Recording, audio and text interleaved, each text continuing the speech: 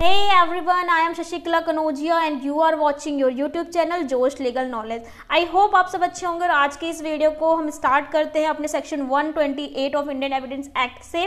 तो Indian evidence act 1872 का section 128 मैंने लास्ट वीडियो में कवर किया था, बट वो बहुत शॉर्ट में मैंने आपको बताया था। इस वीडियो के अंदर हम पूरा डिटेल में पढ़ते हैं, तो स्टार्ट करते हैं without wasting time. Let's go. और अपने साथ आप अपनी बेयर एक्ट और अपना पेन या पेंसिल जो भी है आप अपने साथ वो रखें, हम रीडिंग करते करते साथ में समझेंगे। तो सेक्शन 128 क्या कहता है? Privilege is not waived by voluntarily evidence. Privilege मतलब किसी को विशेष अधिकार दिया जा रहा है कि वो वेव ना कर सके अपने एविडेंस को। फॉर एग्जाम्पल, जैसे कि इसके अंदर पूरा जो मीनिंग है मैं आपको शॉर्ट में समझाती हूँ पहले, कि अगर जो क्लाइंट है वो खुद एविडेंस दे रहा है या कोर्ट के ऑर्डर पे वो एविडेंस दे रहा है उस कम्युनिकेशन से रिलेटेड, तो वो किसी भी एडवोकेट या वकील हो गया या अटॉर्नी हो गया, इनको कंपेल नहीं कर रहा कि आप हर चीज़ को मतलब डिस्क्लोज करो किसी कम्युनिकेशन को। तो इसके ऊपर बात आ रहा है कि इसमें एक एक्सेप्शंस भी दे रखा है, वो हम सेक्शन को पढ़ने के साथ साथ पढ़ेंगे। स्टार्ट करते हैं।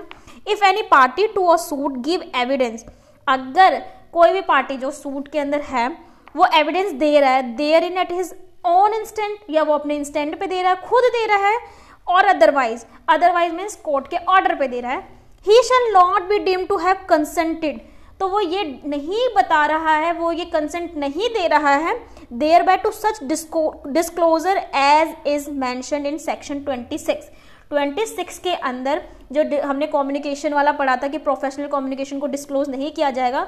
तो वो अगर वो खुद कुछ एविडेंस दे रहा है या कोर्ट के ऑर्डर पे वो एविडेंस दे रहा है, तो वो किसी भी सेकंड को, या वो चाहे एडवोकेट हो, किसी को भी वो ये कंपेल नहीं कर रहा है, ये बता नहीं रहा है कि आप कॉम्पिटेंट या आपको मैं कंसेंट दे रहा हूँ कि आप उस चीज़ को डिस्क्लोज करो।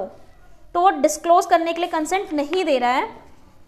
If any party to a suit or proceeding call any such barrister, pleader, attorney और वकील as a witness, he shall be deemed to have consented to such disclosure only if he, वो यदि अगर party जो है वो suit or proceeding के time पे किसी बैरिस्टर इन सब से क्वेश्चन करती है, जैसे कि कभी वकील या एडवोकेट से वो कोर्ट के अंदर क्वेश्चन करता है, कौन करता है? क्लाइंट करता है। If he question such barrister, attorney और वकील on matter which but for such question he would not be at liberty to disclose, जिस क्वेश्चन को वो पुटअप कर रही है बस एडवोकेट या अटॉर्नी या वकील जो प्लीडर है वो उसी कंसेंट या उसी क्वेश्चन को डिस्क्लोज करने के लिए लायबल है, ना कि पूरे और भी कम्युनिकेशन को।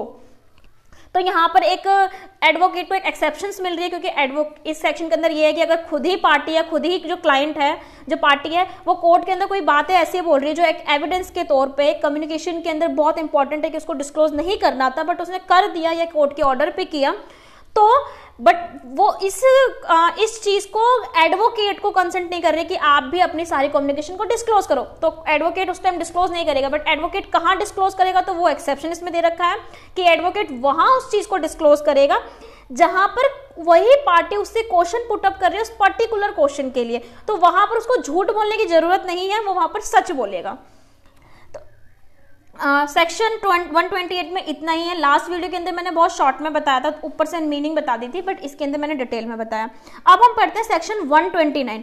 सेक्शन 129 में लिखा हुआ है confidential communication with legal adviser. जैसे सेक्शन 126 के अंदर हमने क्या पढ़ा था कि कोई भी एडवोकेट जो है वो अपने क्लाइंट के साथ जो कम्युनिकेशन होता है वो डिस्क्लोज नहीं करेगा। तो यहाँ पर क्लाइंट के पास ये है लाइबिलिटी है कि वो भी किसी भी कॉन्फिडेंशियल जो लीगल एडवाइजर है वो डिस्क्लोज ना करे, चाहे वो कोर्ट हो या कहीं पर भी वो डिस्क्लोज ना करें।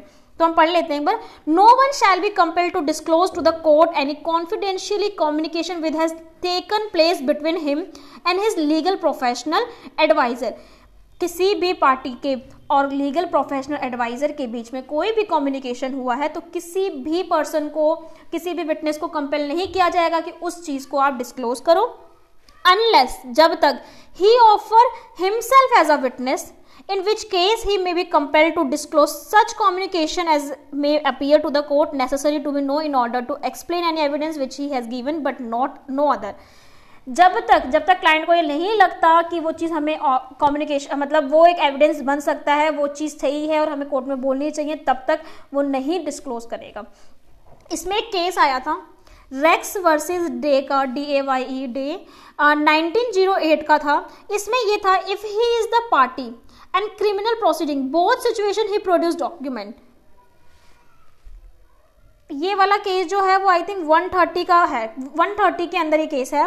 Production of title deed of witness not a party. इसमें ये बता रखा है कि अगर कोई भी पार्टी जो है वो जो विटनेस है वो किसी भी पार्टी का नहीं है तो उसको कंपेल नहीं किया जाएगा कि वो कोई भी टाइटल डीड या कुछ भी चीज प्रोड्यूस करे कोर्ट के अंदर। इसमें एक केस था रेक्स वर्सेस डे वाला 1908 का। इसमें ये था if he is the party, अगर वो पार्टी है क्रिमिनल प्रोसीडिंग में तो उसके अंदर उस पर्सन को प्रोडक्शन मतलब अपने डॉक्यूमेंट को या अपने टाइटल डीड को प्रोड्यूस करना ही करना है, बट बाकी वैसे वो नहीं कर सकता।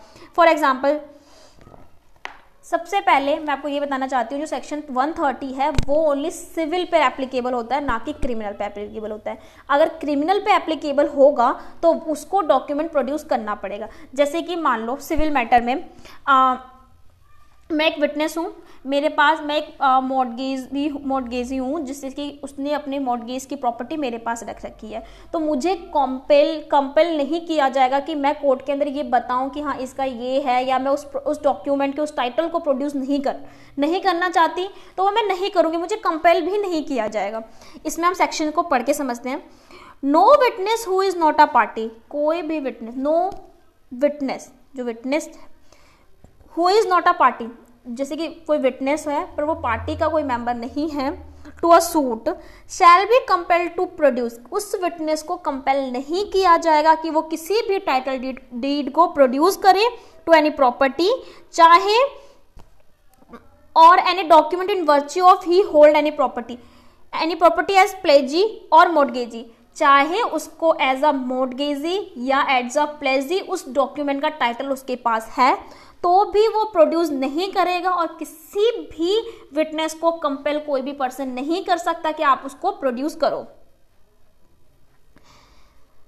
और any document the production of which might tend to criminate him, और उसको उससे ये लगता है, डर लगता है, जैसे कि मान लो मैं मॉर्टगेजी हूँ, मेरे पास बी पर्सन की प्रॉपर्टी है, उसका सिविल सूट चल रहा है कोर्ट के अंदर, तो मैं एक विटनेस के तौर पे जब गई हूँ तो मुझे ये नहीं बोल सकता, कंपेल नहीं करेंगे आपको लाना ही है तो लाना ही है।